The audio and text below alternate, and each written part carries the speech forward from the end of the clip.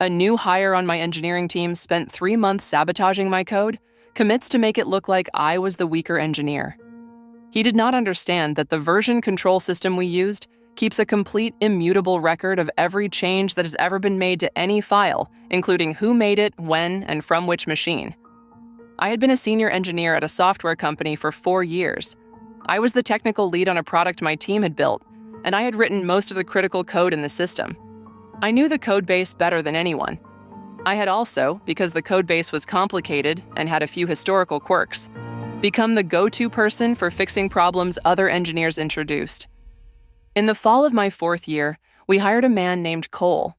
Cole was 4 years out of school and had been working at a well-known tech company before ours. He was confident, articulate, and had a chip on his shoulder. He made it clear from his first week that he was unimpressed by our code base, unimpressed by our processes, and more or less unimpressed by anyone who had been at the company longer than him. Cole and I were assigned to work on adjacent parts of the same subsystem. This meant we reviewed each other's code, edited some of the same files, and attended the same stand-up meetings.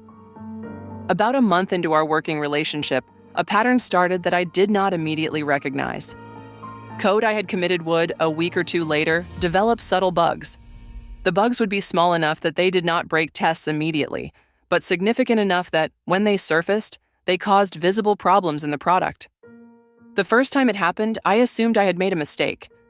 I went in, reviewed my code, found the bug, and fixed it. The second time, I did the same.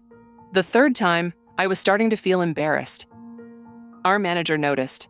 He did not say anything publicly, but he pulled me aside for a check-in and asked if I was doing okay. He asked if I had been distracted recently. He said he had been hearing some feedback about my recent work. The feedback, I later learned, had been coming from Cole. I did not accuse anyone. I went back to my desk and opened the version control system. Our team used a modern source control system that kept a complete history of every change to every file. Every commit was cryptographically signed. Every change identified the author, the timestamp, the specific lines modified, and the machine on which the change was made. Nothing could be deleted from the history without leaving a trace.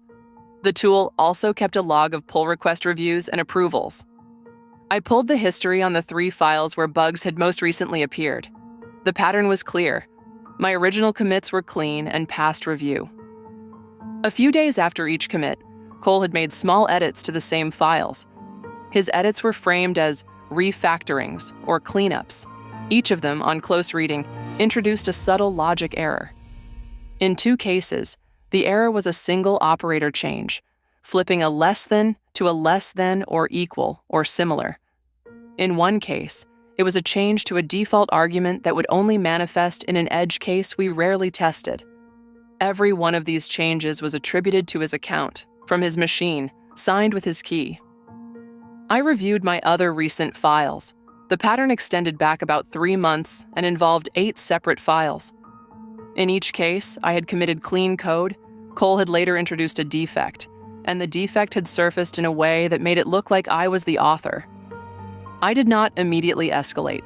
I wanted to make absolutely sure I was reading the history correctly, because accusing a colleague of this kind of sabotage is a serious thing. I asked a senior engineer I trusted, who worked in a different part of the company, to look at the history with me as a second pair of eyes. He agreed. We spent a Saturday morning reviewing the commits together. He confirmed my reading.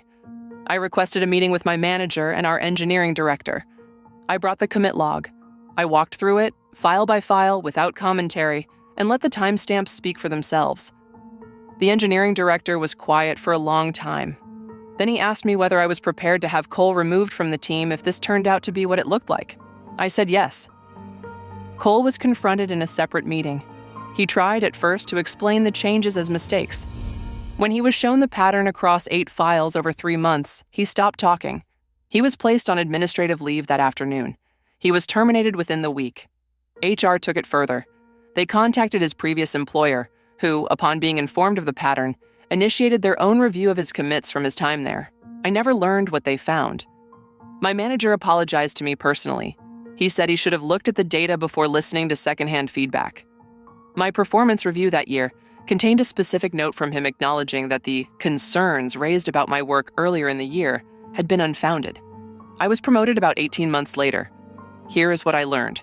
There are tools at every modern workplace that keep an honest record of what actually happened. In software, that tool is version control. In other fields, it is a shared document history, or a financial audit trail, or a database of approvals. If you feel like you are being blamed for something that is not your fault, the history is almost always available. You just have to open it and read it carefully. Have you ever had a coworker try to sabotage your work? Tell me in the comments.